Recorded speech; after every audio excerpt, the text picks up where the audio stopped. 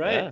So, and lots has been going on this week with Huawei. And since you're in Canada, I thought this would be a perfect time for you to talk to us about it. What's been Yeah. going on? Craziness. So if you are anywhere near Vancouver or in Vancouver, you will see protests all over the place. You'll see them around the courthouse. You'll see them around any government building. And if you also go to Ottawa, you'll see protests there as well. And it's all around. I'm not sure how to pronounce her name, but it's Meng Wanzhou. Is that how you pronounce it? Let's call her Meng.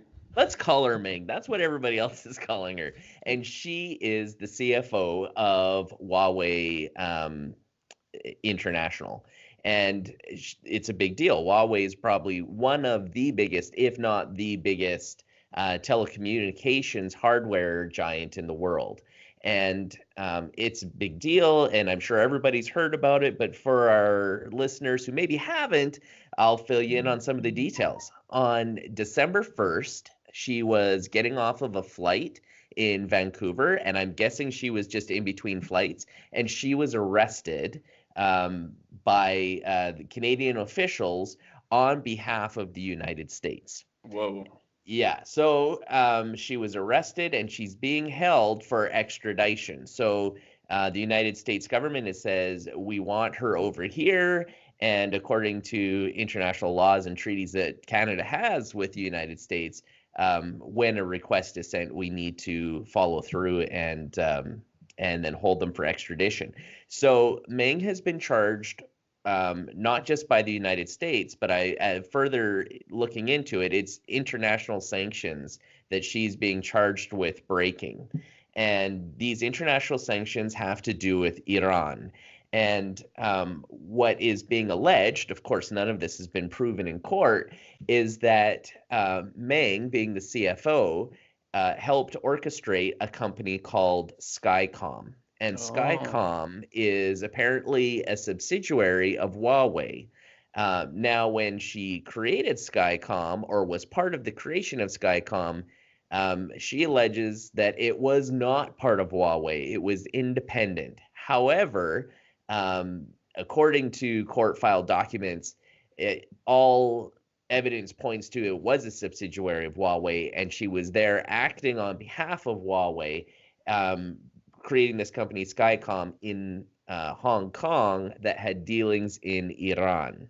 Wow. And the accusations is that Meng was lying to lenders about the nature of Skycom and breaking international sanctions. And so what it's saying is that is fraud, and that these banks, these lenders, would not have lent the money to Skycom had she not lied.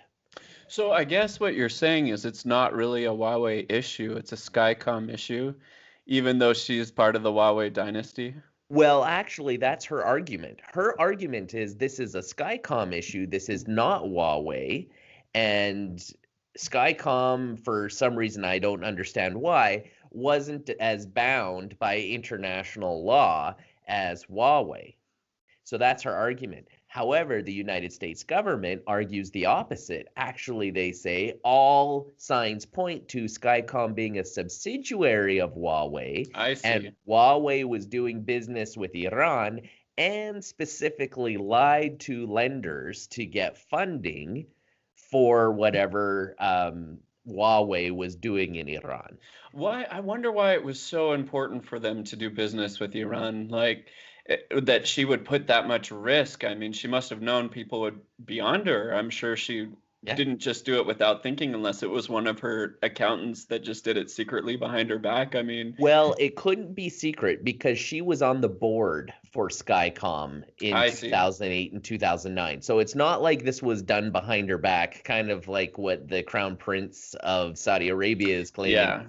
Oh, every underling underneath, now I've got a Russian accent. Every underling underneath him, he claims, was working on their own and he had no idea what was going on. Oh man. So he can at least try that one, whereas she can't. She was on the board.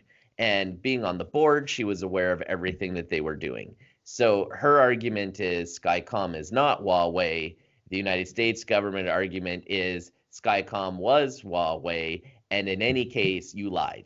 And So, for our listeners, I just wanted to remind them what Huawei is. They're actually an electronics company based out of Shenzhen that makes telephones, smartphones, and believe it or not, they sold more phones than Apple iPhones last year. Isn't that right, Matt? Like they're really huge around the world, like India, yeah, China.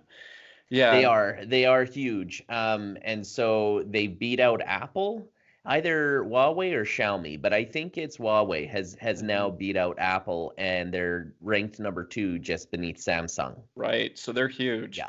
Yeah. And even though we haven't really heard of them here until this fiasco, I mean, it's kind of a big deal. It Now, is. some things that I wanted to ask you about it since you live in Canada.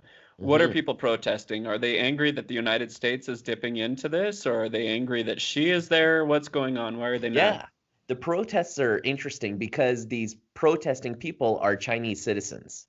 So it's not Canadians protesting. It's not people who feel like like just your random Canadian going, this is wrong. We shouldn't be arresting people for the United States. It's actually Chinese citizens. And these protests have been on the request of the Chinese government to put pressure on Canada and Canadian businesses. So, in fact, not only are these protests happening, and remember, it is the Chinese government requesting these protests to happen. Hmm. That's not something that you naturally see here in the West. So, through the propaganda machine, and I will use that term propaganda because it goes through newspapers, it's on their televisions, they are telling the Chinese nation that they should be offended and hurt over the fact that a Chinese citizen has been wrongfully detained in Canada. Weird. Okay. Yeah, so that's the news they're giving. And they have also specifically targeted Canadian companies. Really? Yeah, so have you heard of Canada Goose? So those Yes, yes. parkas. They've got those really nice parkas. They're actually listed on the stock market. Yeah, they're huge. They're a big Yeah. company, and they've had some controversy in the past because of the fur around the hood. Oh, is it real fur? It is. It's real fur. It's like usually coyote, and so some people are like, "That's bad. That's bad." So, anyways, they've been specifically targeted by the Chinese government, and it actually started out on the Chinese website Weibo, which is their equivalent of, I think it's either Twitter, Facebook yeah? or Twitter. Yeah, Yeah. and so it started out there, and then the Chinese government grabbed onto it. They're like, "Yeah, Canada Goose, those Canadians, get them, put Oh pressure." no. And so good Chinese citizens, at the request of their government, are protesting and marching, and stocks in Canada Goose, because they are traded, have dropped by 20%. I have so much to say about this. First of all, it's unfair for them to target Canada because it was the states that requested this, right? Yeah, yeah, It wasn't the Canadian government that was like, we need to detain her. It was the US that told Canada to detain her. Isn't that correct? absolutely So was. Yeah. shouldn't they be boycotting American things? And is it fair for them to boycott a company that's called Canada something? You Well, know, it is Canada pretty Goose, obvious. Yeah, I'm Canada Canada. Oh, Dry. Canada, Canada's bad. Yeah. Well, here to answer your first question, is it fair? No, absolutely not. Is it fair for a government to get involved in something? Absolutely not. Not from our Western perspective. However, why are they doing it? Makes perfect sense. Because right now, Meng is in Canadian custody. And if they put enough pressure on the Canadian government and Canadian companies, those companies will put pressure on the Canadian government to release her. I see.